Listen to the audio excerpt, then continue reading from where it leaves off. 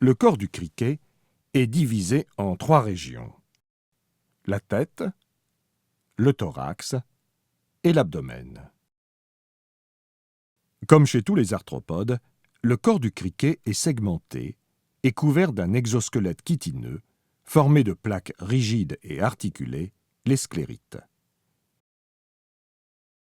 Chaque segment est formé d'un sclérite dorsal, le tergite, de sclérites latéraux, les pleurites, et d'un sclérite ventral, le sternite. Ces plaques sont reliées entre elles par des membranes articulaires. La présence de 3 paires de pattes au niveau du thorax est une caractéristique des insectes, également appelés hexapodes. La tête porte des organes sensoriels et des pièces buccales. 3 aires sont visibles sur le plan médian de la tête: le vertex, le front et le clipéus. Sur les côtés sont présentes les joues. Dans la partie inférieure de la tête sont situées les pièces buccales de l'appareil masticateur.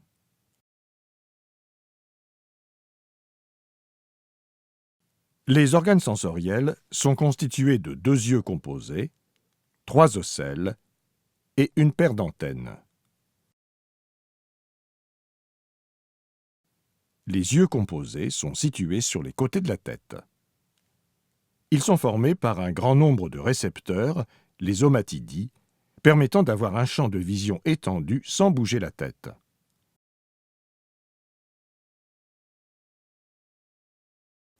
Le criquet possède 3 ocelles, 2 latéraux et un médian, sensibles aux variations de la luminosité.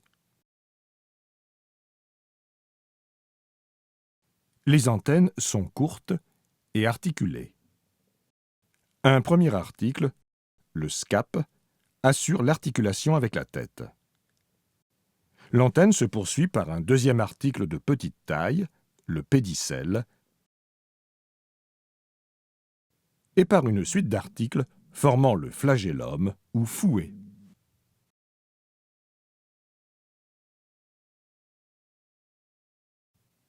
Le thorax est divisé en 3 segments ou métamères, appelés prothorax, mésothorax et métathorax. Le prothorax porte un tergite très développé, le corselet ou pronotum, qui couvre partiellement les 2 autres. Les sternites du mésothorax, du métathorax et du premier segment abdominal fusionnent dans un plastron ventral.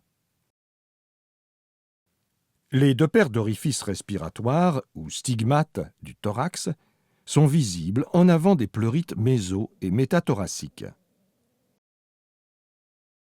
Chaque segment du thorax porte une paire d'appendices articulés ou pattes locomotrices. Les pattes, construites selon le même plan d'organisation, sont de tailles différentes. Les différents segments de ces appendices sont bien visibles au niveau des pattes métathoraciques, qui sont les plus développées et permettent à l'animal de sauter. De la base vers l'extrémité de l'appendice, on retrouve le coxa, le trochanter, le fémur, le tibia, le tarse et le prétarse. Le tarse est formé de 3 articles qui portent des coussidés membraneux ou pelotes. Le prétarse est muni de 2 griffes et d'une pelote médiane, l'arolium. Les 2 segments postérieurs du thorax portent chacun une paire d'ailes. Les ailes antérieures, ou mésothoraciques, sont sclérifiées et sont appelées élytres. Les ailes postérieures, ou métathoraciques, sont plus grandes et membraneuses. Pendant le vol de l'insecte, les 4 ailes sont perpendiculaires au corps et les élytres sont légèrement relevés pour permettre le battement des ailes postérieures. Au repos, les élytres recouvrent et protègent les ailes postérieures. La structure des ailes est renforcée par la présence de nervures.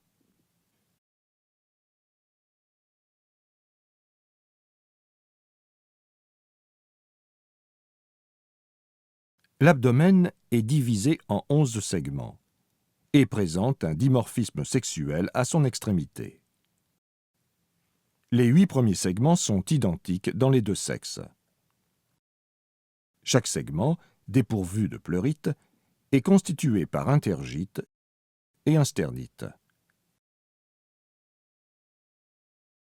Le premier segment abdominal porte sur les flancs, au niveau des tergites, l'organe tympanique à fonction acoustique.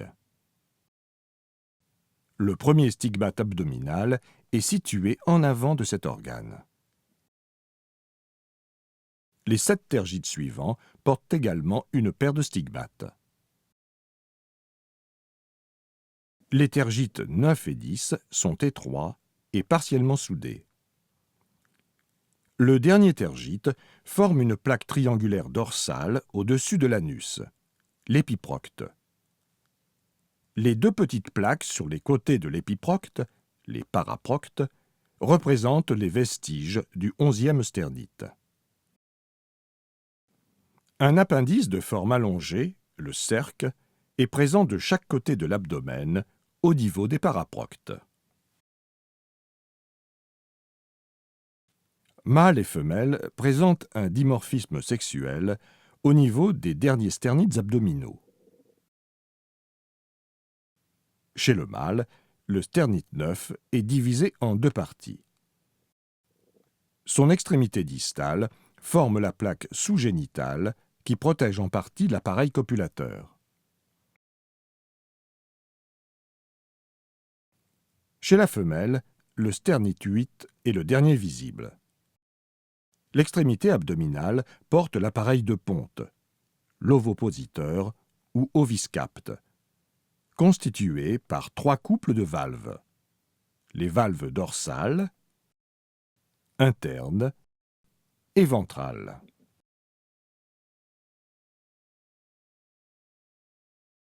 Les valves de l'oviscapte sont utilisées pour creuser le sol lors de la ponte.